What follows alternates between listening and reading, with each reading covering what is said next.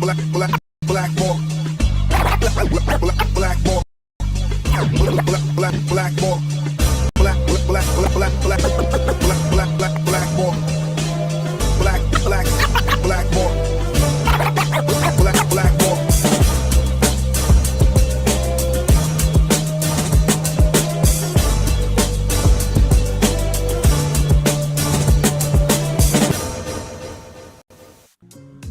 What is up, everybody? My name is James D. Fiore, and this is Blackballed.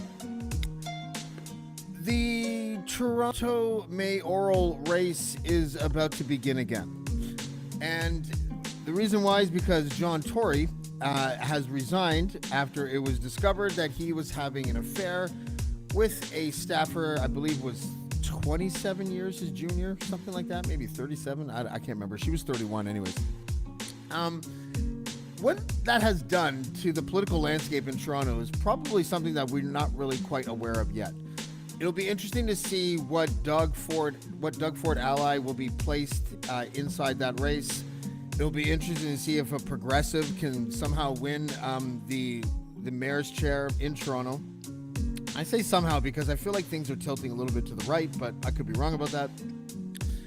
And as soon as I found out, I contacted a person that I know. He's an acquaintance of mine. I've known him for years. We both actually ran in the 2010 mayoral election, the one that Rob Ford won. And I wanted to get his insight. I wanted to see if he was thinking of running. And so we have him here tonight on the show. And his name is Rocco Achampong. How are you doing, buddy? I am amazing. I'm amazing. Thank you so much for having me, James. Thank you for coming, man. It's been a while. I think, first of all, before we get to any political stuff, I think we both sort of had a little bit of sadness today when we realized that Dave from De La Soul passed away. And I wasn't sure. I was telling you beforehand, I wasn't actually even sure that you were a hip hop head. I don't think I've ever talked to you about hip hop before. But did you? Were you a De La Soul guy? I was a De La Soul guy, and they were early '90s. They gave us some great music. I remember, I think, seeing them in Toronto back in the late '90s when they came here for a little concert. You know how we have our little concert halls like Phoenix and everything else. I think they performed there, and I was in a club. This is my university, my undergraduate years, and De La Soul was standing right behind me. It was pretty cool. Yeah, man. That was really sad. And they just, I think it was like last month, they just secured the rights to their publishing. And they're re-releasing all of their stuff again next month. Right. You know, where the band, because they lost a lawsuit. I think it was for $100,000, because they lost a lawsuit because the lawyers from the people that owned the publishing of the Turtles said that they used the sample without clearing it. And it was one of those things where they just forgot to clear the sample. It wasn't like they were trying to hide it, because they had so many, because you know they were one of the originals when it came to they were hardcore instrumentalists, right? They used quite a lot of instruments in your music. I think they were more properly categorized as hip hop, funk, hip hop groove. And they were almost not the inventors of sampling, but they perfected it, right? Like 3 Feet High and Rising, there's like 85 samples probably on that album. Did they perfect it though? I don't know, James. That's a hard statement. Like we would have to go back to the 80s and listen to some albums, early 90s. That's right. And I think De La Soul, I think you'll find when their shit was, I think Pete Rock and CL Smooth were sampling, Rakim was sampling, Daddy Kane was sampling. They were all sampling, but I think what people think, what the aficionados seem to believe, and I kind of agree with them, is that the way that De La Soul did it, first of all, it was every track practically, but they solidified that art form in a way that was just different. Don't forget, they came out with 3 Feet High and Rising at a time when rap was all about like being tough and being hardcore, and they came out with like thrift shop clothes, and, and we're like plug 1, plug 2, like it wasn't hardcore stuff. And the juxtaposition of seeing a band succeed, like a hip hop group succeed when they're not being, tough, when it's the late 80s, early 90s, it was quite the sight at the time. Anyways, it was. Yeah, no, they were certainly different. That's right. All right. So before we get into the political stuff, I'm going to open with this. I just want to get your reaction when we come out on the back end. So this is John Tory's resignation speech. So. Well, good evening and thank you for coming. I want to update Torontonians on a difficult personal matter. During the pandemic, I developed a relationship with an employee in my office in a way that did not meet the standards to which I hold myself as mayor and as a family man. The relationship ended by mutual consent earlier this year. During the course of our relationship, some time ago, the employee decided to pursue employment outside City Hall and secured a job elsewhere. I recognize that permitting this relationship to develop was a serious error in judgment on my part. It came at a time when Barb, my wife of 40-plus years, and I were enduring many lengthy periods apart while I carried out my responsibilities during the pandemic. As a result, I've decided that I will step down as mayor so that I can take the time to reflect on my mistakes and to do the work of rebuilding the trust of my family. I'll be working with the city manager, the city clerk, and the deputy mayor, Jennifer McKelvey, to ensure an orderly transition in the coming days. While I deeply regret having to step away from a job that I love in a city that I love even more, I believe in my heart it is best to fully commit myself to the work that is required to repair these most important relationships. As well, I think it is important, as I always have, for the office of the mayor not to be in any way tarnished and not to see the city government itself put through a period of prolonged controversy arising out of this error in judgment on my part, especially in light of some of the challenges that we face as a city. I'm deeply sorry, and I apologize unreservedly to the people of Toronto and to all of those hurt by my actions, including my staff, my colleagues on City Council, and the public service for whom I have such respect. Most of all, I apologize to my wife Barb and to my family, who I've let down more than anyone else. I hope the privacy of all of those impacted by my actions can be respected, and that includes me. I think, as you know, I'm naturally a private person, notwithstanding some of the jobs that I've had over the years, and I hope you'll respect that and the privacy of everyone else as well, especially my wife and family. I've made the Integrity Commissioner aware of the relationship and asked him to review it. I want to thank the people of Toronto for trusting me as mayor. It has been the job of a lifetime. And while I've let them down, and only down in this instance, I've nonetheless been deeply honored by the opportunity to serve the people of this wonderful city. And I believe that I did some good for the city, that I did make a positive difference for the city that I truly love, particularly during the pandemic. I'm usually known for taking as many questions as you want to ask, but on this occasion, I think all the statements speak well. Thank you. What were your initial thoughts after hearing his statement? In capital letters, WTF, exclamation point, exclamation point, exclamation point. I think that was like my Twitter. That was my quick tweet immediately thereafter. And it's funny, everybody that heard it all said there has to be something more. There has to be something more. He cannot just be resigning because, something may be happening in his marriage and he may be estranged and he got laid. I mean, surely in 2023, our standards have changed. We're not so puritanical as to say that's a cardinal sin. I mean, that would be a bit too Catholic. But that's also John Tory, like the man has set himself, has set a standard for himself, which is his and his alone, in my opinion. And that was old school. He's like, I don't even want to be tarnished, right? I mean, he's relatively conducted himself without a blemish, and here he is, just for one of these things, just walks away. And I actually wrote him and said, "Do not resign!" exclamation point. Right, and I put it out there. So it's just, let's see what happens. It looks like this resignation is going to take a lot longer than people anticipated.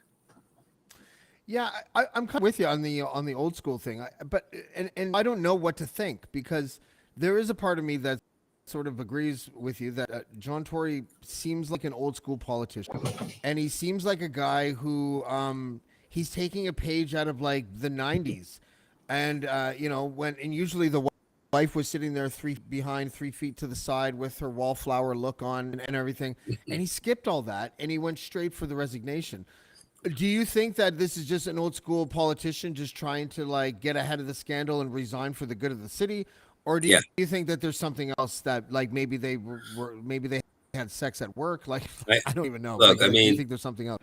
James, I have an old theory. More often than not, the answer is to be found within the question itself, right? And I think the first question answers it all. I think he's just old school. He's the last of of a dying breed of Ontario politics and Canadian politics and gentlemanly politics from the 70s through on to the 80s. I don't think the 90s were exactly the standard. The 90s saw the Bill Clinton scandal, That's right. and he survived that, right? So,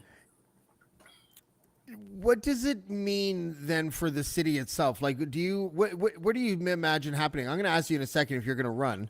Actually, I'll just ask you now, and then we'll get to the other thing. Get that out of the way. Do you have any plans on running? Is it something that you've even thought about? I guess a lot of candidates probably at least have tinkered with the idea. I've seen some people come out. It's Blake Acton, I think his name is running again. He seems very angry. I don't know what's going on with that guy. But, yeah, no, he's not going to win. Look, you and I were bit by the political bug about 13 years ago. And we had a good time. We were both elevated to a very hallowed platform where citizens gathered en masse to come hear us. You participated in the arts vote at the Royal Ontario Museum, if I recall correctly. That's right. And I had participated in a number of other fora. Once that adrenaline and obviously your once that adrenaline clashes or merges or conflates with that sense of duty, you keep banging and knocking on the door. And that was not the first time I ran. I got nominated immediately after for the Progressive Conservatives. I wasn't much of a Hudak acolyte, so that didn't work out very well. And then I think at some point I may have tried to in 2018, I tried to run for council again, where I had to challenge the provincial legislation slicing council in half in the middle of the election. And then I ran for council this time around, and it was, for lack of a better term, a shit show in terms of internal organization. But funny enough, I still came third out of 14 very strong candidates, a lot of whom got over 1,000 votes. Would I run for mayor? It takes a special type of chutzpah to say you can run a credible campaign for the mayor of Toronto. Yeah. And as you and I discovered, it comes with a prerequisite for organizational setup across 25 wards, soon to be 24 from what I understand, manpower, serious capital, all of which I'm lacking.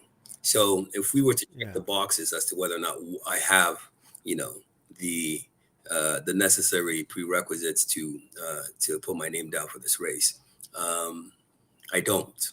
But if all of that suddenly changed in the next 30 days, repping my city and participating in the conversations on many of the critical file areas, housing, transit, and just making people feel good about themselves. I'll be there. I'll definitely rep for the 416 any day of the week. Yeah, well, you'd be a great candidate. I've always thought that you were a strong candidate. I also, the capital thing bothers me a little bit because when I interviewed David Miller on like the last week of his administration, and I asked him, why is the capital so important when running a campaign other than just campaign expenses? And he said, because the business community won't take you seriously if you can't raise at least $100K. And I was like, that just deflated me even more. Right. Like, why our system is like that? Should it be like that? I mean, if we're not going to have a pure Athenian democracy in modern day Toronto, you're not going to have a bunch of city dwellers get together, limited by enfranchisement and able to stand and put your names forward and get voted on by your fellow citizen. You're not going to have that. Number one, I do disagree about Mayor Miller's reason for requiring capital. I think there is a lot at stake. We are There are nodal centers, I think, globally that are interconnect us globally in a big way. And Toronto is one of those centers. North America's fourth largest city in North America, based on our immigration trends and the targets set by the federal government, we will probably eclipse uh, the third largest city, and we will be the third largest city in short order. Dare I say, in the next 5 years, if we maintain the target of 500,000 immigrants per year, or up to 500,000 immigrants per year, and that includes people with student visas. So there's a lot at stake here. We are a financial hub, not only for Ontario, but dare I say, Canada. Uh, and there's a lot at stake. So perhaps accessing capital has its own democratic function of showing you have popular support, right? Because you can get $100,000 from the business community, or you can get 1,000 friends to give you $100, or 100 friends to give you $1,000, right? I think you can raise that, and I think I can raise that. If you went and knocked on everybody's door, I think at some point you will reach that sum. So it's an indicator of you having public support, and it's also it also signals that there is skin in the game from more than just you. You're not blowing hot air. You have people that have invested in you, and and obviously you're trying to buy into your vision. And these guys are part of your warriors. You are literally at war, right? I mean, I think somebody described democracy. It was Dr. Ambedkar, the author and father, said to be the father of the Indian Constitution, who said, democracy permits for a bloodless revolution every 4 years. And that's what it is, right? It is a question of where the city's going to head. It's a question of vision, and it's a question of buy-in. And so raising capital signifies that there's significant buy-in, and now you can be taken seriously. Does it somehow restrict access from otherwise qualified candidates like yourself, who was rather knowledgeable when he said, Oh, I wasn't qualified. That's very generous. yeah, no, but you know what I mean? Like, you were at the podium, you were sharing your vision, but the reason why, I mean, I dare I say, you probably had more of a vision than some of the people that you sat on the panel with, right? These guys were just just repeating talking points nonstop, and they weren't really saying anything. You were really trying to talk, and I think I was really trying to talk, right? And we were trying. What's interesting about that is that both of us had you did I can't remember how many debates you did, but it was like a dozen or something, wasn't it? Oh, I did quite a lot of the major ones, and there was a big push to put me in the CP24, the major televised debate. And That's Giorgio Mamalidi resigned, and he called a press conference, and he told me to stand beside him, and publicly begged CP24 for me to have a seat, right? Yeah. And even then, the major networks were like, "No, Rocco, it's not your time." Right. Yeah, So, I hated that. But one thing we had in common, you and I, is that I recall, well, I only did that one debate. It was, I think it was the biggest one. It wasn't televised, but it was the biggest one attended in person. And and then the next day, the Globe and Mail said that I won that debate. And the same thing happened to you at the biggest debate that you participated in. The next day, I don't remember what media it was, but said that you won. And a lot of people came up to me afterwards and was just like, "Do you feel like, that politics is slanted unfairly?" And I was like, well, of course I do. It's slanted towards the people that can raise the money, which goes back to the whole capital thing. yeah. I mean, I don't know. I don't even know if there's some sort of solution to sort of fix that. I know that I managed a campaign in the last mayoral election in Barrie. And I don't want to say who it is yet because he still owes us money. To be honest with you, but I was the co-chair of his campaign, and I got to tell you, the behind the scenes in the campaign is not only stressful as hell, but it's so cutthroat. it is war, and it's not bloodless when you're actually running the campaign. Right, It's full of blood. right. Have you ever has it ever given you pause when you've been in any of the campaigns that you've been involved with about just have you been able to stay out of that fray, or have you noticed and been a part of that war that goes on behind the curtain? Well, obviously, when you're the candidate, every decision stops with you. If you have, at the very least, anything that goes out in your name, you would have some level of um, uh, decision making responsibility. So yeah, I've been there. I dare I say my experiences. The only times it gets really bloody is when like other campaigns start doing the nefarious things. You know, like this campaign, I wanted to overwhelm them with sign presence. So much of that, there was a point in a campaign when you know you're going to lose, Yeah. right? Yeah. And one of those days, one of those signal days, is the sign day when you can put up signs in public squares and in front of homes and everything else. I By 6 a.m., my crews and myself also included, um, had just basically plastered all of downtown Toronto, span of Fort York. If you woke up and you were a candidate in that election, um, you would have thought twice about your chances. But then I'm going up against an organized machine, right?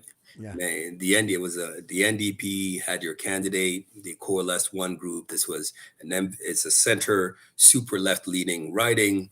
Um, the day after that, these guys had basically driven around all of Spadina, Fort York, and just taken down all my signs. Yeah. Intense, like real union thugs, right? So, Yeah. and then you got to go expend those monies again. You got to be ready to show that you are a powerful presence and you're not going anywhere, right? And that goes back to having capital because you need to buy these things. You have to advertise. Um, but in terms of a point where I felt like I am actually in a blood war as opposed to an ideas war, I don't think I've ever felt that. I've always sort of No. tried to keep it above neck, right? But I got really incensed with the sign takedowns on multiple occasions, where I even approached one candidate, and I probably would have punched him in the face if if he gave me the slightest hint that it was him. Right? But then Yeah. after the campaign, I saw him walking around, or even before the vote was even finished, I saw him walking around. I apologized profusely for even approaching him to accuse him. I even gave him a hug, and it was all love, because only we know what we're going through, Yeah. right? And No, it's one of those things about a campaign that I hate. I hate the sign thing. I hate the um how many dirty tricks that are played just with the signs alone. Like we had to deal with that with my candidate who finished like I think like a distant fourth or something. But he even our signs were like all like 80% of them were like either trashed or taken away, and it was like like our whole system just seems to be fucking broken, I right? think Like democracy, or our process, uh, civilizes an otherwise uncivilized clash between combatants, and I don't even like to use that term, but it is a battle, and sometimes it makes one wonder whether or not even ideas matter at some point. yeah, That's how certain people can get elected, right? It's just the machine. Who cares who's on the top? I mean, you the can ground game. you Yeah. can persuade anyone to vote for anyone, and that's what Yeah. makes it dangerous, I think. So let's take your name out of it. You say that you probably wouldn't run anyways, but if you did, but even still, let's take your name out of it. What do you think Toronto needs, and who are, if anybody, that you can think of that might be a good fit to sort of slide into that mayor's chair? I think, insofar as the next 3.5 years are concerned, I do think we need someone like Tory, um, because there's a lot of noise. ideological noise coming from the right and coming from the left, and it peace-loving persons like I suspect yourself and myself, we just want things to work. You know, Yeah. I don't want you to wake up and I hate police on this end.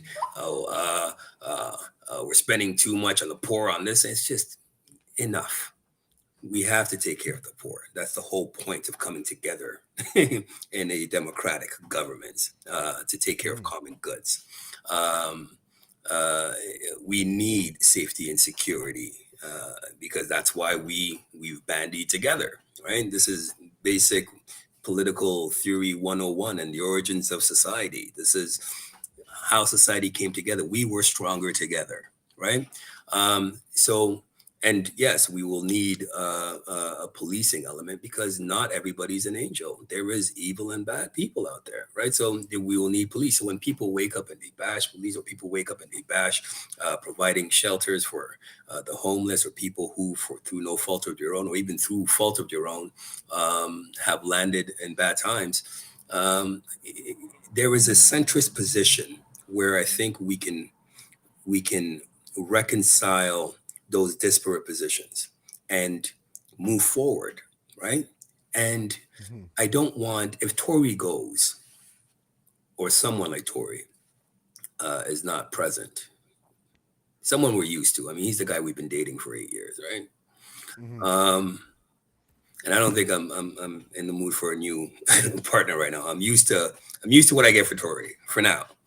I don't want us to get back into that chaotic David Miller time, left right antagonism in council. I just focus on, and more often than not, city council and our budget and how we and budget allocations are pretty much on cruise control, right? Yeah. You're not going to be taking. It's not even legal to run a deficit. You can, I mean, but we have in some instances. I mean, we have a $1 billion hole. We don't properly account for unfunded liabilities, pensions that will vest, and to which we also have some interest in, or some liability from. But when I say it's on cruise control, the line items will go to administrative, office expenditures, and then the core service areas, the things we do, the parks and recs, the waste management, those things are taken care of. You can't not budget for those things. Do you understand? So when we're talking about maneuvering room, we're talking about a few $100 million here and there, and I just don't want those conversations and the debates around those allocations to be just vociferous, just. Yeah, I'm thinking like a Kristen Wong Tam, like if she throws her. I love Kristen, but might I say fuck no? Yeah, right. I don't know Kristen, but I would probably say the same thing, because she just sort of the polarized councils were bad. The last the administration of the David Miller years, all of Rob Ford's years, they were just bad. They were just it was just a polarized council, and it was always decided by one or two votes, and it was always split, and it didn't do anybody any good. I'm having Sherry DeNovo on Wednesday, and I've had her on the show before, and I really like her. I don't share a lot of her politics, but I like her a lot. And when the topic of polarization came up, she said something actually kind of interesting, which was that, we're polarized, so you have to pick a side now. And I was like, I don't know if that's the right way to look at this, and I feel like she's probably a lot smarter than me politically, so I'm not trying, but also she's a lot more ideological than I am. Right. So what are your thoughts on that? Because I think we see things in the same way. In fact, when I met you, we actually, one of my best friends, a guy I grew up with, was the bartender at the Duke of York, Dan Stevenson. I think I think we actually met there. That was the first time that we actually met, before we even met online, or maybe online was first. But either way, and I remember talking to you even back then, and this is now 13 years ago. And you and I, the things that we agreed on largely were like we need a moderate voice. You know, we need someone that can bring sides together, not just plant a flag on one side and just fight it like hell against the other side. Right. Are you still in that sort of mode politically? Yes, absolutely, absolutely. I mean, people call that the happy middle. Makes me a sound, but I like to think of it of non-ideological. I like to present the facts to me, present the evidence to me, and what is our objective? Why are we even having this conversation? Right? Like, if we have to make a decision, what are the parameters? What are the options? I'm not going to, and I think the ideological people show up with a certain bias to what they already want to do, right? So the deliberative process is already obstructed by ideology. You won't get that with me, right? What is the issue? Let's go through the analysis. What is the resolution? And most importantly, can we afford it? How do we fund it? Right? Because we can all be, you're gonna, if there is a campaign in Toronto, everybody's gonna be out here promising a chicken in every pot, right? But then you got to keep putting chicken in that pot for the next 4 years. And how do you afford that? I wonder if there's a chance that Tory resigns and then enough time goes by until the actual election comes and he comes back and he tries to do one of those redemption stories. Not going to happen. No? It would be too silly. First of all, I think it would be insensible, only because not only did you not have to resign, because one, I think you probably might win again, but two, you've made much ado about the finances of the city, and now you just wasted serious millions of dollars to get us back to square one. Right? For that alone, I would oppose him. I would come out. Well, he already. I mean, in a sense, he wasted the millions of dollars that we spent on the campaign. What was it, 4 months ago? He was just elected. That's why I'm saying he shouldn't resign, James. That's why I'm saying he shouldn't go. Well, that's why maybe we're being a little bit too generous, Rocco, by saying that he's just old school. You know, like you think there's something else? I don't know. I don't want to. I never want to speculate. Because but it just normally when you read these things politically, especially if you know how it works behind the scenes, right? Like the first thing I thought of was like, okay, I guess a fixer has pointed a Toronto Star reporter to a story, right? Right, like, because it doesn't have the feel of like, this was really great investigative reporting. It has a feel like Robin Doolittle picking up the phone and a guy saying that Rob Ford's a crackhead was on the other line. Like that's the feeling that I got when I heard this story. Right. And then of course when Tory resigned, all I kept on thinking was, oh, he's getting ahead of the scandal. And then I'm like, what's the scandal? Because if it's just an affair, I don't think he's been paying attention to politics in the last 15 years. Because right. I don't think we care about that. I think David Ryder, who was the chief author, if I'm not chief author of the story, because I think he's the city hall bureau chief anyway. He said he was even shocked. Like, he didn't even believe it when the tip came in, right? See, and there's no way that I feel like the person who made that tip works for a party or a person that will be a front runner in the next in the mayoral election. And I find that that speculation frustrates me a little bit because I've been in rooms before, and I mean, we all know how it works. We all know that Post Media has reporters where a conservative will call them and be like, here's the story, don't release it until this because that timing will be best for me politically. Right. Liberals have that too. And I've been in rooms, and I told this story before. I won't say who it was, but there's a liberal lawyer who was basically bigging himself up as a person that can get media stories dropped whenever he wants. And I was like, well, I want to see an example. So he calls me up like a week later, and he's like, this is coming out tomorrow. This is the adjective I told them to use in the front paragraph. Right. And this is the lead that they buried in the fifth paragraph, but I told them to put it there so we'd have ammo for a story the next day. All of it, boom, boom, boom, came true. And I'm just like, and I'm thinking about the reporter. Like, if I'm in the reporter's shoes, what am I thinking? Well, I guess I'm thinking like, this is a great story. I don't want to fuck up this source, so I'll listen to him and put it out when this source tells me to put it out. Right. And I'm like, is there anything worse about politics and media than that story? Well, you're starting to sound like an idealist, James. Oh fuck, heaven forbid. Right? I mean, you're starting to. When you were talking, it's like Maybe I am. he's you were giving me thoughts of Thomas More. Um, Look, I take a rather realpolitik approach to how we operate in business and in society and in politics, which is what our politics reflect. There is obviously, given the importance of the media and given obviously the importance of our politics and those in power, uh, those estates will always be married. And these reporters, they're very savvy. They cultivate people.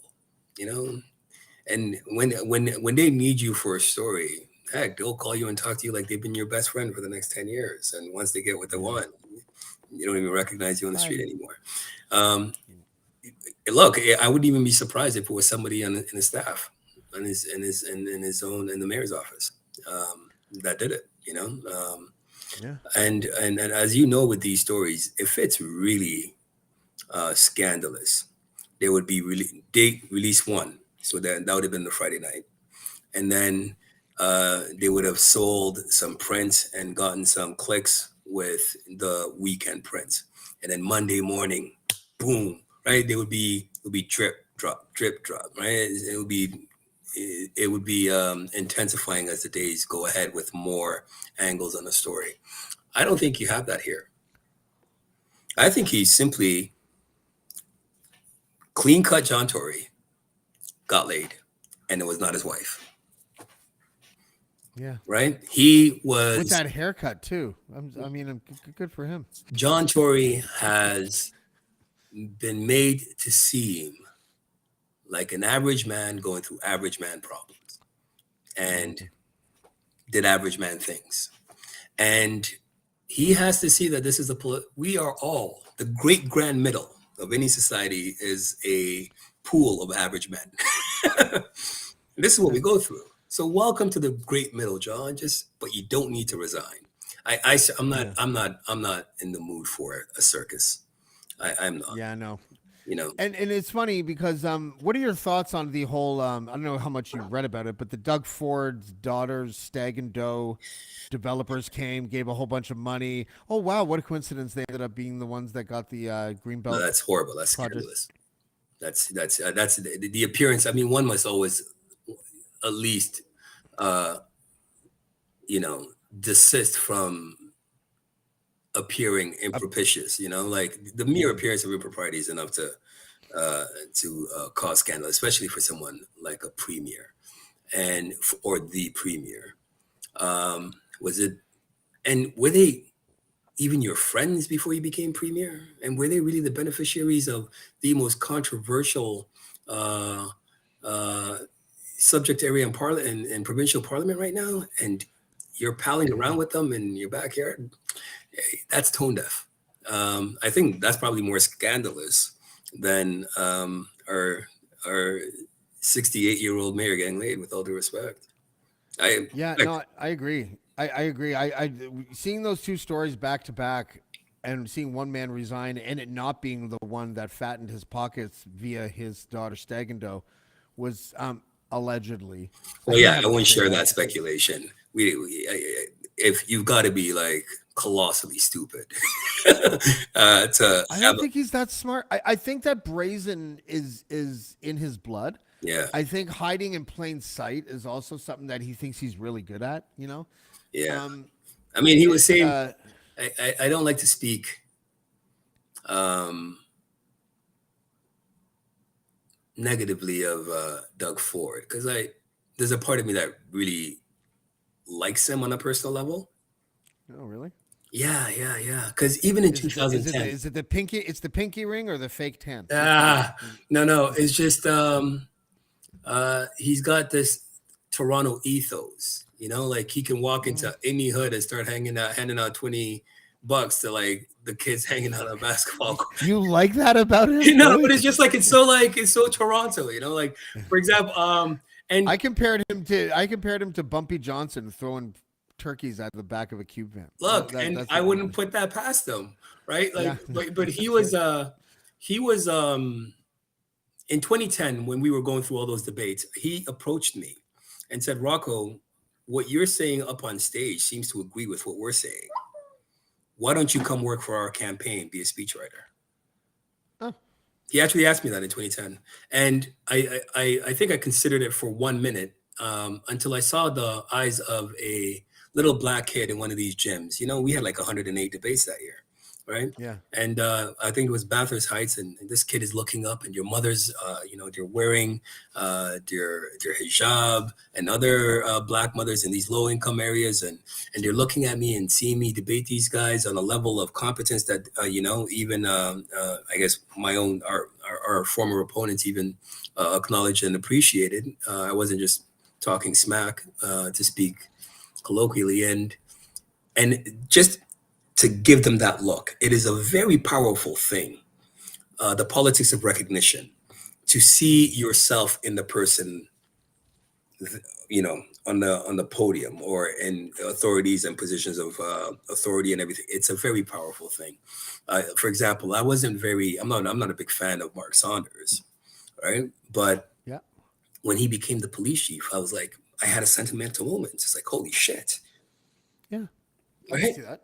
So there is a part because it speaks to a story of belonging, and the narrative of persons like me whose families came in the 1980s and we grew up here and are bred here and everything else is belonging to the society that somehow has chosen us, or our families have chosen to be a part of. But you are to be a part of the society, but the society was subsisting long before you came along, and whether or not you are part and parcel of that society is always something that's the object of like political protest and everything else, and it's just systemic discrimination and everything. So when I saw that, I was like, wow, that's real progress, right? But this was also with all the clown that was thinking we had to commission a study to find out whether or not racial profiling was good, as was a good policing tool. Like, you got to be that stupid. You can't be that dumb. So with that kid, when that kid looked at you, did you feel sort of an obligation I then did. to stick with a more authentic you, and which would not include writing speeches for Rob? Is that basically? Yeah, no, I just wanted them to have that vision, have that picture, and just to let them know you also belong at the table. I Did the obviously, Barack Obama presidency impact you? brother, come on now. Well, I just want to know. So, I mean, it sounds like the most easiest question of all time, but I guess maybe I'll expand a bit. I know a lot of my black friends were, and I cried when he won, and I didn't think he was the greatest president, but the important thing happened when he won, to me. Like, it didn't even matter what his presidency was. It almost didn't matter. And actually, it does matter in a lot of. It wasn't a disaster, which is great, because now you can't get, like, black people can't get blamed for, like, having a disastrous presidency, especially Right. after the last 4 years before Biden. Right. But the impact and the significance of his presidency was not lost on me. I guess I'm really asking, like, how powerful was that for you? Come on. You and I, you're a 70s baby, right? I'm a 70s baby. 76. I'm 46. Okay, I'm 45 this year. So you're my senior by 1 or 2 grades. Yeah, that's right. Don't you forget it. Yes, I will never forget it. And some of the biggest jokes in the 1990s was centered around a black president in the United States. It was like the object of humor. Remember Mad Skills? Right? I'm like a black president. Why? Because ain't seeing me. Right? Yeah. Or even Tupac Shakur when he says, and although it seems heaven sent, we ain't ready to have a president. Like, this was 1998 changes, right? Yeah. Yeah. And then 10 years after, a decade to the day, we are witnessing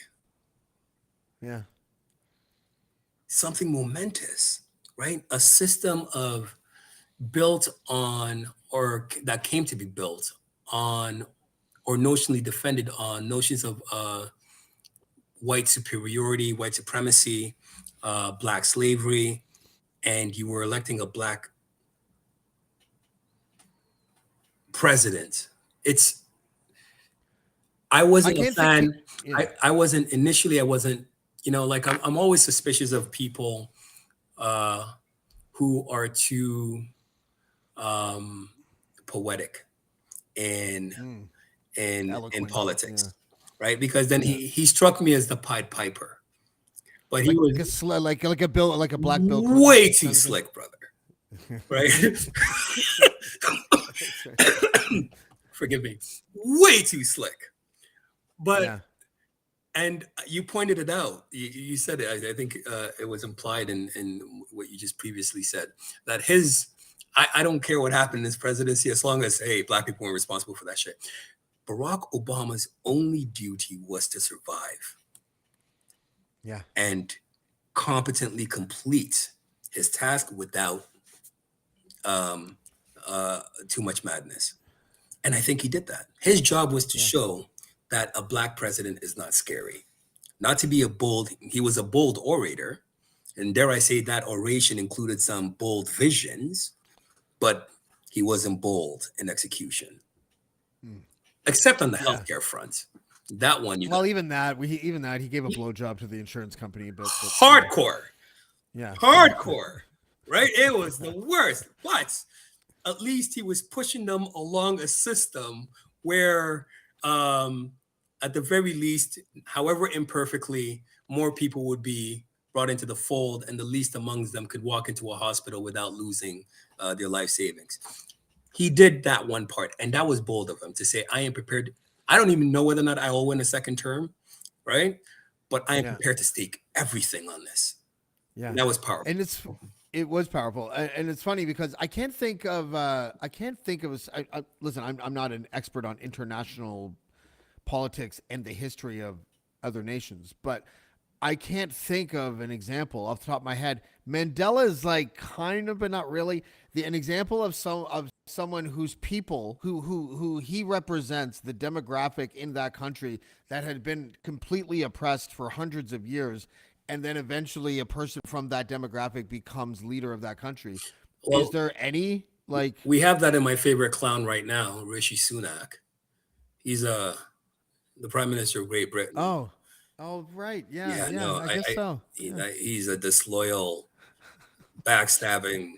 He really stuck at the board. But what about the little boy? What about the little boy looking up at him? That's where, and look, I when he won, it certainly wasn't lost of me, especially England, right? Like, this is the center of the empire. This is the core of it all, and you rose to the ranks, and by chicanery and some skullduggery, but on the merits, you are now the prime minister of one of the grandest countries in the history of humankind. And you were formerly subjects in a colonial sense of the empire. I mean, I think he's of Indian extraction, and it's a big deal. I don't think he's going to win. That's the only way he could have won. I don't think he's going to be popularly elected, right? But that's the only way he could have won. So it's a big symbol. Yeah, I think we may need that for Toronto. For example, let's go back to whether or not I'm going to run. Okay. If I have, as David Miller said, $100,000, if I have 100 friends who give me $1,000, and I do have 100 friends, I could easily write a check for $100,000. But I think they're getting kind of tired of my political adventures. But if I was to raise about $500,000 or even half that amount to make myself a viable candidate, or get out of the gates and be pushed by popular support, I will do it. Because I think in our generation, I am perhaps one of the few, if not the only one, that I've seen that has been consistently involved in civic issues since I walked out of the gates of law school. I can tell you the history of each and every file in City Hall. I have worked within a bureaucratic system. I have managed multi-millions. This would be multi-billions, but a mayor is not a governor unto him or herself, right? And the beautiful thing about a job like mayor is that, and the beautiful thing about the fail-safe that we have in a democracy, and I don't know how you're gonna react to this, is the civil service. Yeah. I fundamentally stake my confidence in a competent civil service, even though politicians are noisy, even though they're not exactly working, or they're coming at each other with nonsensical back and forth and ad hominems and everything else. The civil service is the steady as it goes, professional, workforce, and who just show up to make sure the system is running. And they're the ones that would help someone like me. And I already in the law. So do I think I could be mayor of Toronto? Hell yeah. Do I think I have the capital to do it? Hell no. But if I had about 15%, 10 to 15% of what a lot of these major guys will have to start, I think I could shock the world. Maybe you can like figure out a way to like put up like a bat signal instead of having signs so that no one can fuck with it. Hey, I need some of that Bruce Wayne money though, Yeah, that's right. Listen, man, we have a show coming on the network in about 7 minutes, so I'm gonna have to let you go. But listen, I was thinking of the example of the UK. What's his name again? The UK Prime Minister? Rishi Sunak. Sunak. He's more like a Bobby Jindal than a Barack Obama. Hardcore. Okay. Yeah. And look, I mean, good for him. But he needs to know. I think the Tory party in the United Kingdom, they've lost the plot. Everyone who's been prime minister after Boris has no real mandate from the electorate. There's going to be so many people that have taken that chair by the time this decade is over. It was ridiculous. I saw a tweet. Somebody said, my son has now seen 2 monarchs, 3 or 4 prime ministers, and some other change, and he's only 4 months old. Yeah, that's right. That's crazy, that's right? Listen, I would vote for you. I'd vote for you multiple times. No, Thanks, I would just brother. vote once. Thanks. Actually, I wouldn't be allowed to vote once. I'm sorry, but I don't live in Toronto anymore. But I would certainly work on your campaign if you'd have me, because I think that you would be an excellent mayor. And yeah, so hopefully, I know it might be a long shot, but if the day ever comes, it would be nice to see you there, because I know that the civil service speaks to you more than the powerful moment of being elected and then ruling over all of us peasants, right? Like, I know that's not where your heart is at. So Thanks, James. So keep your head up, and if you can make that happen, we'll see you there. But until next time, though, thank you, man. That's Rocco. How do you pronounce your last? I do Achampong. Is that how you do it? You're doing good. I mean, look, I love how CTV pronounces it. They always say Rocco Achampong. It's like, sure, whatever. Whatever. Whatever. At some point, when you have a non-European last name like mine, or a non-Western European, because I mean, you're pretty good. D. Fiore is pretty Catholic, right? Yeah, that's right. Yeah. You could be Pope. I can't. Well, I'm not unless they read anything I've ever written about Catholicism. Then fair enough, but it's Achampong. Some say Achampong or Achampong if you're French. Look, as long as you're in the ballpark, it's all good with me. You're really good at old video games. I stopped playing video games, I think, after Sega Genesis. Oh, so well that would fit perfectly because you're a champion at Pong. Right? Yeah. Like that would, It was pretty good. That was pretty good. Right. I loved it. I missed Duck Hunt. Remember Duck Hunt? Right. Oh, sorry. Of course I remember Duck. Did you know that a lot of people don't know this. Player 2 controlled the ducks. I did not know that. That's right. No one knows that. So player 2, and there's a player 1. Everyone just thought that you shoot the ducks that are just driving in a straight line. No. The other controller controlled the ducks. No one knew that. So I would play with my sisters, and she could never hit the ducks, and I just kept on she didn't know I was controlling them. Oh man, I did not know that. But to be fair, that wasn't the last time I played a video game. I think the last time I played a video game was undergrad Halo. Yeah, I'm an NBA Jam guy, and then that's when I stopped. one of my favorite games, since we're talking old school, was Mike Tyson Punch Out. Oh Oh, man, I love that game. nothing Oh. like punching You out, hit the hippo guy every time he opens his mouth. and right? stuff, Like, yeah. That was I can still amazing. play that game. I can still play that game today. I bet. I think it's like the only one- thing about that game that was fucked is that you couldn't block punches from Tyson. You couldn't. Well, I don't know. I think you You could. couldn't block his uppercut. You tried to block his uppercut, he would just knock you on the ass. You Yeah. turn pink immediately. Little Mac would turn pink. Remember? Yeah, no. I that was one of my favorite games, just knocking them out and just seeing the reactions. It was pretty entertaining. That's right. Yeah. Rocco, thank you for coming, man. We'll have you again soon, and maybe you can become one of our political pundits here. Not pundit. That's a bad word. I don't think commentator, but something, because you know what you're talking about, and you do care about the city. So I appreciate having you, and thanks a lot, man. And we'll have you again soon. God bless, brother. All right, brother. Rocco Achampong. He's a great guy.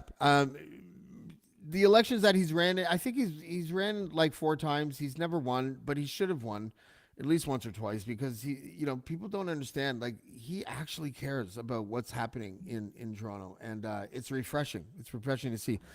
So that was nice talking to him. I do hope he ends up raising the capital and running for mayor. If he does, I think you guys should vote for him. I think he make a dope mayor. I'm working on Tuesday and Thursday. I have Casual Friday again this week. On Wednesday, we have Sherry DeNovo. And I'm having Sherry on the show to talk once again about politics, to talk about the Doug Ford situation, using his daughter's Stag and Doe as a cash cow for his developer money. And also the John Tory resignation. I think it would be important to get Sherry's insight. She's a political veteran, and she knows what she's talking about. And it would be, I know she's going to say that she thinks someone like a Kristen Wong-Tam should be mayor, but we'll see what happens. I do respect her, and I think that her opinion is not just valid, but something that should be heard at this time, especially when politics are so tumultuous and scandalous right now. So we'll see her on Wednesday, and until then, we'll see you next time on Blackballed. Blackballed. Blackballed. Blackballed. Blackballed. Blackballed.